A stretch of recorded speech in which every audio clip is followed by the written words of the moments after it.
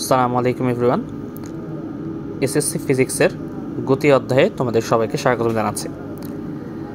এই প্লেলিস্টে আমরা ফিজিক্সের যতগুলো চ্যাপ্টার আছে সেগুলোর পেছনের দিকে তোমাদের অধ্যায়ের শেষে যে প্রশ্নগুলো দেয়া আছে এবং প্রবলেমগুলো দেয়া আছে সেগুলো এক এক করে সলভ করার চেষ্টা করব।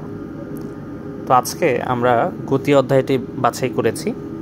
তো এই গতি অধ্যায়ে তোমাদের একটা প্রশ্ন দেয়া আছে, দেখো এরকম যে কোনো একটা বস্তুর গতি শূন্য কিন্তু ত্বরণ শূন্য নয়, এমন কি কখনো হওয়া পসিবল কি না, এবং সেটা যদি আসলেই পসিবল হয় তাহলে সেটা কিভাবে পসিবল, এই জিনিসটা আমাদেরকে ব্যাখ্যা করতে হবে। যে একটা বস্তুর গতি শূন্য হয়ে গেছে কিন্তু ওই মোমেন্টে তার ত্বরণ এখনও শূন্য হয়নি, এটা কি সম্ভব কিনা। তো চলো এই জিনিসটা একটা বা দুইটা এক্সাম্পল দিয়ে বোঝার ট্রাই করি। দেখো, এমনি নর্মালি যদি কথাটা আমি একটু কল্পনা করি, নর্মালি কথাটা চিন্তা করলে কিন্তু অবাস্তব মনে হচ্ছে, কারণ একটা বস্তুর গতি শূন্য হয়ে গেছে মানে কি সে স্থির হয়ে গেছে, বাট আমি বলছি যে তার ত্বরণ এখনও শূন্য হয়নি। এটা কি আসলে কি পসিবল যে সে স্থির হয়ে যাওয়ার পরেও কোনো বস্তুর উপর ত্বরণ ঠিকই কাজ করছে? এটা কিন্তু সম্ভব। এটা আমরা বরং দুইটা এক্সাম্পল দিয়ে একটু বোঝার ট্রাই করব। তো প্রথমে আমি যে এক্সাম্পল 1টা দিব সেটা হচ্ছে, কল্পনা করো তুমি একটা গাড়ির মধ্যে আছো। ধরলাম এটা একটা আমি গাড়ি আঁকলাম, এই আমার গাড়ি, এই গাড়ি রাস্তার উপর দিয়ে হেঁটে চলে যাচ্ছে।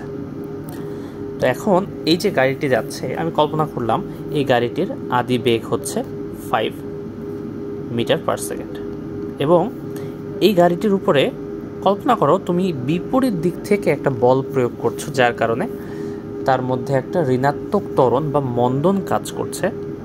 ধরলাম আমি এই মন্দনটা 1 মিটার পার সেকেন্ড স্কোয়ার। তো আমরা সাধারণত জানি যে মন্দন 1 মিটার পার সেকেন্ড স্কোয়ার মানে কি, ত্বরণের ভ্যালু কত তাহলে? -1, কারণ মন্দন মানে ঋণাত্মক একটা ত্বরণ, এবং এই গাড়িটি যে আদিবেগে যাচ্ছিল সেটা 5 মিটার পার সেকেন্ড। তো এখন কল্পনা করো যত তার সময় অতিবাহিত হতে যাবে ততই কিন্তু এই বস্তুটার বেগটা ধীরে ধীরে কমতে থাকবে, কারণ তার উপর একটা মন্দন কাজ করছে। তো এখন এই যে ধীরে ধীরে যে তার গতিটি কমছে, তাহলে আমি যদি কল্পনা করতে চাই যে 1 সেকেন্ড পরে তার বেগটা কত হবে, আমাকে যদি বের করতে বলে তাহলে সেটা কীভাবে বের করব? তো তার জন্য আমাদের একটা সূত্র জানা আছে যে v = u + at।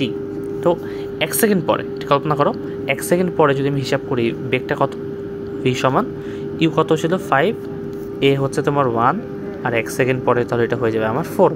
মানে একটু আগে যার বেগটা 5 ছিল এখনই 1 সেকেন্ড পরে তার বেগটা হয়ে যাচ্ছে 4। ওই মোমেন্টে বস্তুটার উপর ত্বরণ কত কাজ করছে বলো তো? ত্বরণ কিন্তু -1 এটাই কাজ করছে। সেমভাবে আমাকে যদি বলা হয় 2 সেকেন্ড পরে তার উপর বেগটা কত হবে, তাহলে 2 সেকেন্ড পরে বেগটা হবে, আদি বেগ আবার ইউ এর ভ্যালু আবার 5, এ এর ভ্যালু -1, টি আবার 2। এবার দ্বিতীয় সেকেন্ডে তার বেগটা কত?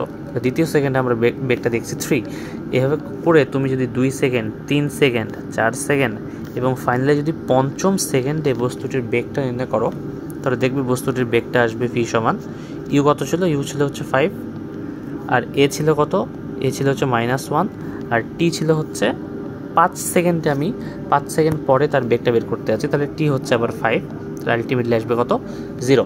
খেয়াল করো তাহলে বস্তুটির এমনভাবে চলছিল, ওই চলার মোমেন্টে তুমি বিপরীত দিক থেকে একটা মন্দন প্রয়োগ করার কারণে এই বস্তুটি কিন্তু ধীরে ধীরে ধীরে ধীরে ধীরে থেমে যাচ্ছে, তাই না? এখন আমি যদি হিসাব করে দেখি এই সূত্র দিয়ে, আমাদের যে বেসিক যে গতির সূত্র আছে v = u + at, এই সূত্র দিয়ে অ্যাপ্লাই করে দেখা যাচ্ছে যে পঞ্চম সেকেন্ডে গেলে বস্তুটি অ্যাকচুয়ালি স্থির হয়ে যায়। তার মানে কি, তার কোনো বেগ কিন্তু থাকে না, কিন্তু বেগ না থাকার সত্ত্বেও তার উপর কিন্তু স্টিল এখনও কিন্তু একটা মন্দন কাজ করছে, যে মন্দনটা -1, অর্থাৎ তার উপর একটা ত্বরণ কাজ করছে। তার মানে এই যে বলা হচ্ছে যে গতি শূন্য কিন্তু ত্বরণ শূন্য নয়, এটা কি সম্ভব কি না?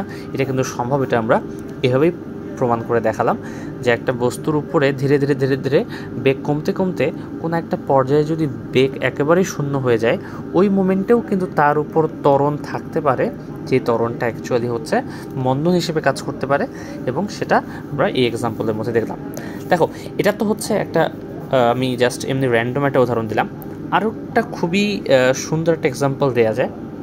যে এক্সাম্পলটা তোমরা হচ্ছে তোমাদের বইয়েই পড়বে।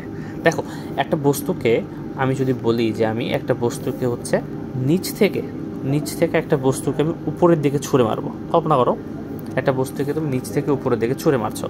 তো আমরা কি জানি, ধরলাম র্যান্ডম যে কোনো একটা আদিবেগে যদি একটা বস্তুকে আমি উপরের দিকে ছুঁড়ে দিই, তাহলে সে ধীরে ধীরে উপরের দিকে উঠবে, উপরের দিকে উঠে সর্বোচ্চ উচ্চতায় গিয়ে সে কিন্তু আবার পড়া শুরু করবে নিচের দিকে, তাই না?